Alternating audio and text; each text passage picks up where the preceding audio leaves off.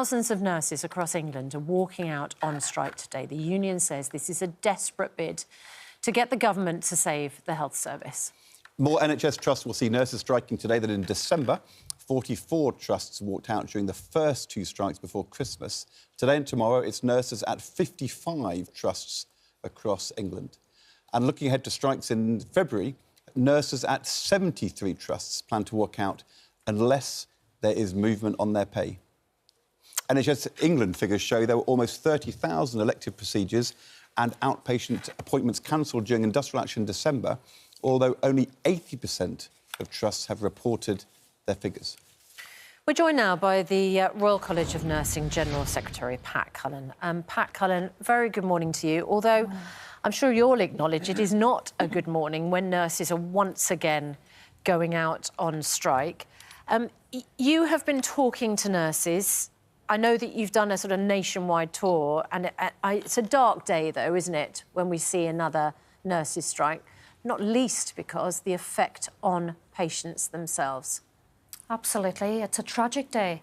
Every day that our nursing staff have to stand outside their places of work instead of being inside with their patients. And it's also a tragic day for patients.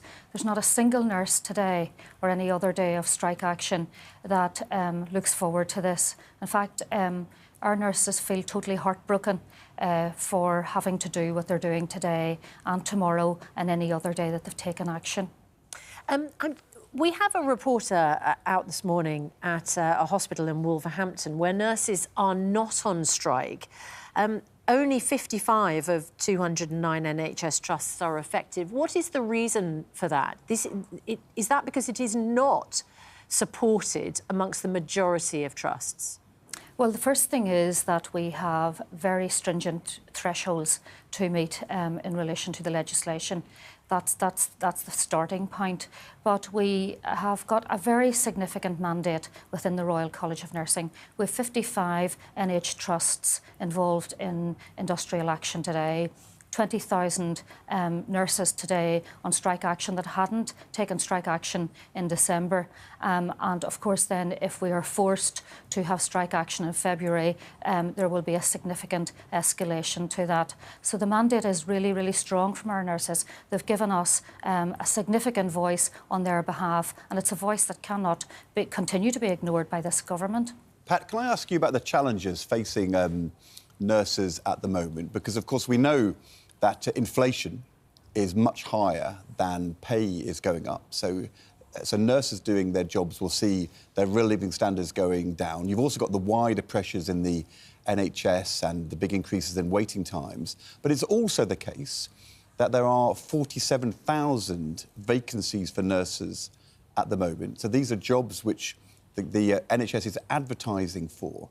What is the reality of that for you and colleagues on the front line? If there are 47,000 vacancies, who's doing the job at the moment? Well, that's a very good question, isn't it? Those 47,000 unfilled posts are England statistics alone. And it's those nurses that come on duty every day and every night that feel that enormous pressure.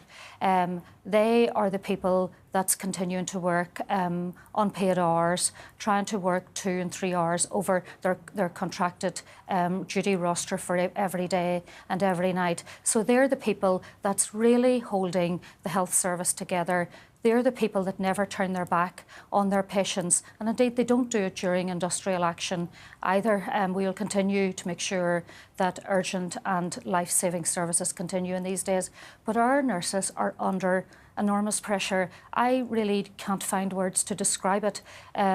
They are under even more pressure now, professionally and personally, that they were during the pandemic. And at that stage, of course, no member of our nursing staff felt it could get any worse, but it actually has for them. So if there was 47,000 vacancies, that means there aren't enough nurses actually doing the job every day on a day when there's no strikes happening. On those days when there's not strike action, but there's all those nurse vacancies and those gaps in cover and the extra work which your members have to do you think on those days the NHS is delivering a minimum acceptable standard for patients in our country at the moment? No, it's not, and that's what flies in the face of this further legislation that this government has decided to impose. Minimum staffing levels are not available for our patients or indeed our nurses on any day of the week. So to try and suggest that we're going to have minimum staffing levels on a day of industrial action is just so far removed from reality, and in fact is a total insult both to our patients and to nurses. It just doesn't happen. You cannot have minimum staffing levels with 47,000 unfilled posts. So I do not know how this government's going to do this. We've campaigned year on year for minimum staffing levels to be put in place, safe staffing legislation to protect our patients and to ensure that our nurses, our brilliant nurses, can do their jobs and continue to provide safe care and treatment. But they cannot continue to do that with 47,000 unfilled posts. That's a really interesting point, and we'll put that to Robert Generick, the Minister, when he speaks to us this morning. Pat Cullen, I just wonder whether we've seen that Rishi Sunak, it does not seem to be moving an inch on this, on your demands.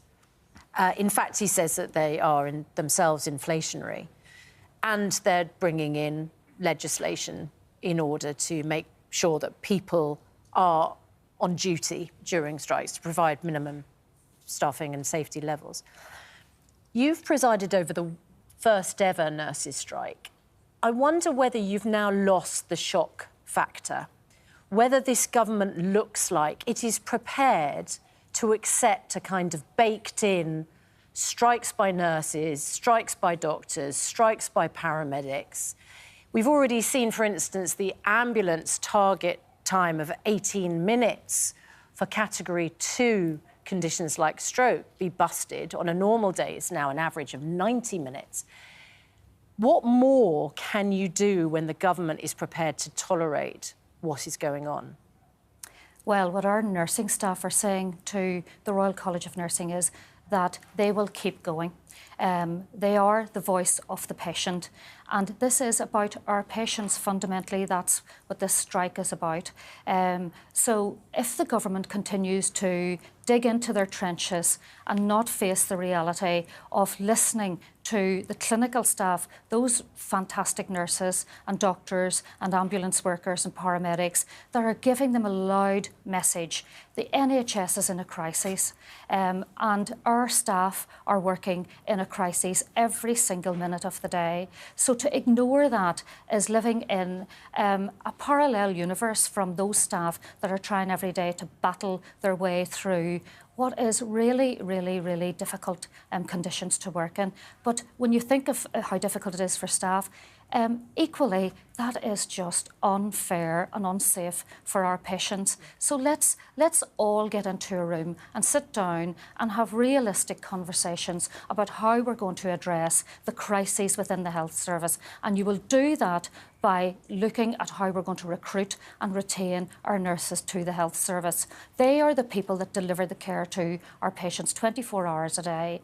And we will only recruit and retain our nurses if we pay them a decent wage so that they can continue to work in the health service and not have to leave to other jobs that will give them £2 or £3 an hour more so that they can pay their bills. Yeah. It's just grossly unfair. And just when Steve Barclay was on the programme, the Health Secretary, last week, I must have asked him 6 times, are you going to pay more money, but didn't get an answer. Do you think he wants to pay you more money but is being blocked by the Prime Minister? And do you have talks with him coming up over pay? No, we don't have any talks planned. The last meeting was at the latter part of last week. And again, we put suggestions to the Secretary of State about how he may be able to resolve the dispute at this point in time. But no formal or informal offers have been put to the Royal College of Nursing. We haven't commenced negotiations yet. And again, I would say to the Prime Minister this morning, if you want to continue to have strikes, then the voice of nursing will continue to speak up on behalf of their patients. And that's exactly what you will get. Nurses are saying patients are not getting the services they need. And we will continue to fight on their behalf and to make sure that this health service isn't continued to be driven over the precipice that this government's doing with it.